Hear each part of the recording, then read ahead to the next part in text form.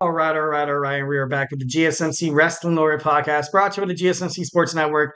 I'm your host, Eric Rodriguez, here every Monday through Friday, 8 p.m. Pacific time, 11 p.m. Eastern time. Here to talk about all things professional wrestling, all the action inside and outside of the ring, and absolutely anything in terms of the professional wrestling industry. We talk about it here. All the major breaking news segments, contract rumors, and, just basically anything that fuels this beloved sport.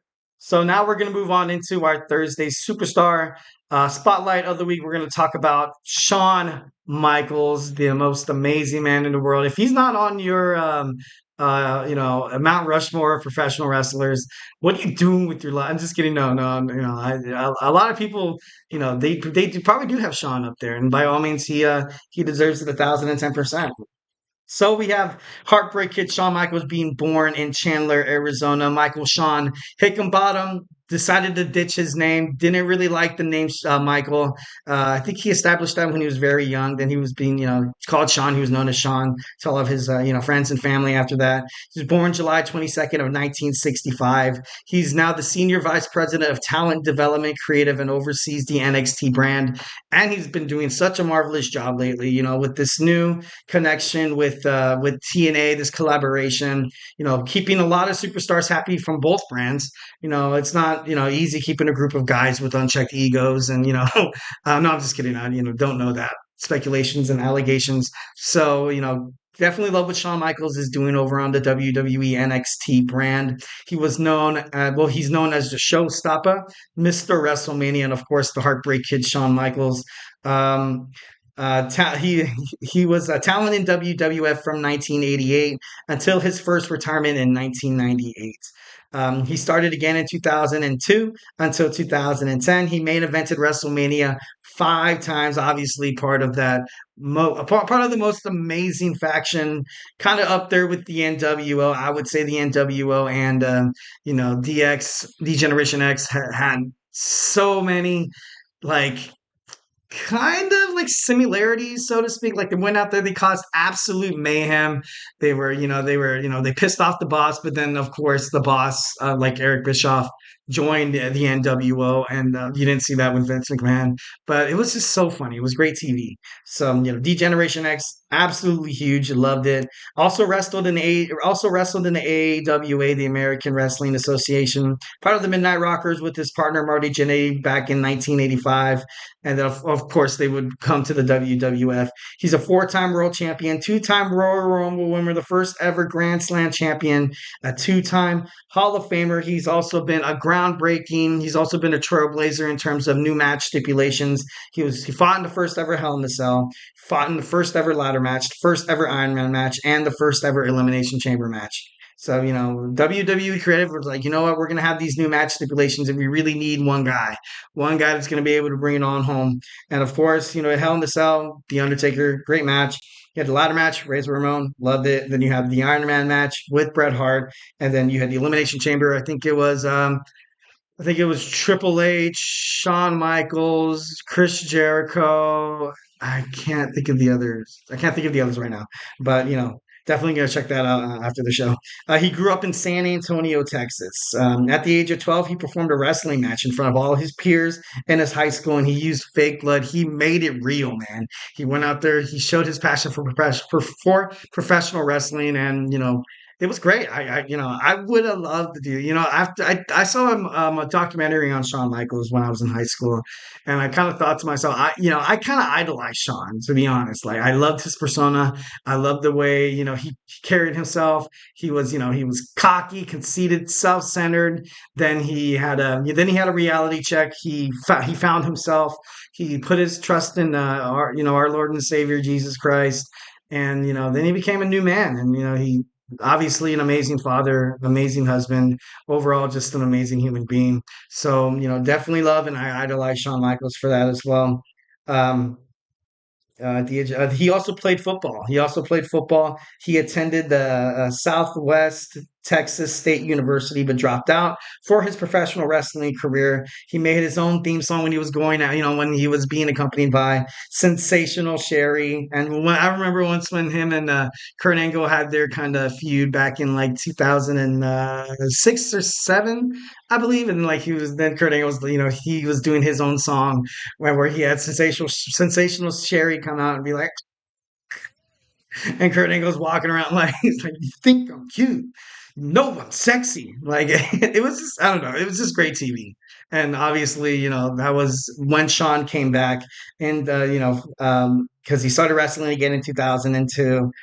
So definitely love that. He represented the brand during the Monday Night Wars, which wasn't easy for Shawn. A lot of pressure on Shawn Michaels. Like I said, I did watch a documentary on Shawn Michaels, and just so much pressure to be that guy. Shawn Michaels was asked to quote, kind of defeat WCW on his own, because you had Kevin Nash leave, you also had Razor Ramon leave, Hulk Hogan was now. Then you see, Jeff Jarrett, Sting, Bill Goldberg, Scott Steiner, Booker T, Diamond Dallas Page. You just see it absolutely heating up on WCW. And the birth, obviously, the reckoning of the Attitude Era definitely helped, but someone to help usher in that new era was the Heartbreak Kid, Shawn Michaels. So Shawn Michaels is one on my Mount Rushmore of professional wrestling, because I just felt like he's kind of done it all already. And he's held the WWF for so long. And of course, like, he eventually, he got hurt and stuff like that. In 1998, he had a casket match at the Royal Rumble against The Undertaker, where he had two herniated discs. One of them was actually, broken in his back, and he lost the championship to Stone Cold Steve Austin at WrestleMania 14, mostly because of it. But you can just, like, when Shawn Michaels came back from injury, in every single match, every single Irish whip to the corner, he looked like he was in pain. He looked like he was always holding his back and stuff like that. Definitely, spine chilling for Shawn Michaels.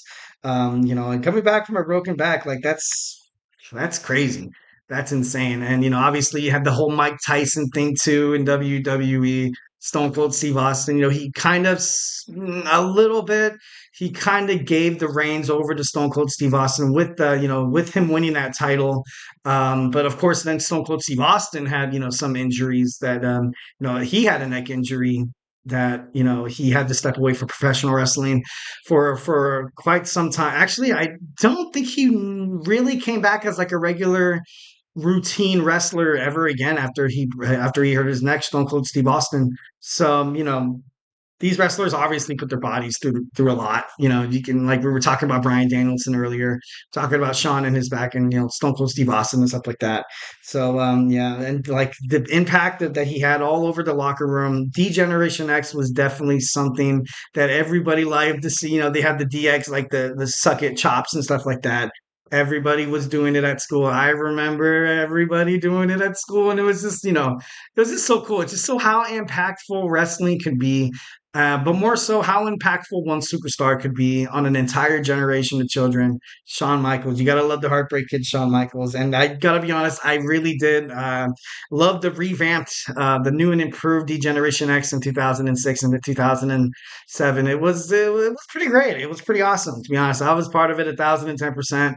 I love the spray paint. I love them beating up on the Spirit Squad, Shane McMahon and the Big Show and Vince McMahon, and it was just exciting. Every episode of Monday Night Raw I turned on, it was just a laugh, just a giant laugh. D-Generation X is definitely, that's why Triple H is on my Mount Rushmore as well. You can totally tell who are my two out of four favorite wrestlers. But loved Shawn Michaels. Like I said, amazing man, amazing husband, amazing wrestler, an amazing overall just human being. I'm lucky to speak about Shawn today. I know it's 3 days after his birthday. Definitely, if you're watching this, which I doubt, but love Shawn Michaels, huge fan, 1,010%. Got to come on the show. I'm just kidding. No, that would be amazing. That would be so sick. That'd be awesome. That'd be awesome. Well, guys, that was my show for you today. Hope you guys liked it. Thank you so much for tuning into the GSMC Wrestling Laureate podcast brought to you by the GSMC Sports Network. Remember to Superman punch that like and subscribe button to the show. Also, leave a positive review here at the GSMC Sports Network. We do love a lot of peace, love, and positivity. And remember to follow us on Twitter/X, Instagram, TikTok, and Facebook for more content and updates. And like I always say, if I have not made you a wrestling fan by now, we have college football right around the corner with my boy Tommy. We also have the two football podcasts, one Chip Shot Football podcast with Manny. We also have the GSMC Football podcast with my boy Kenneth. We also have basketball with my man Nelson, who's been on the show a couple of times. Sam with baseball, the Andrew Tate Show. We also have TJ. Jeremy repping GSMC Sports 1,010%. And when, in terms of sports, in terms of NFL, fantasy sports are going to be right around the corner. My man, Chris Shepard, hosting the GSMC Fantasy Sports podcast. Find out, your stardoms, your situms, who you should draft.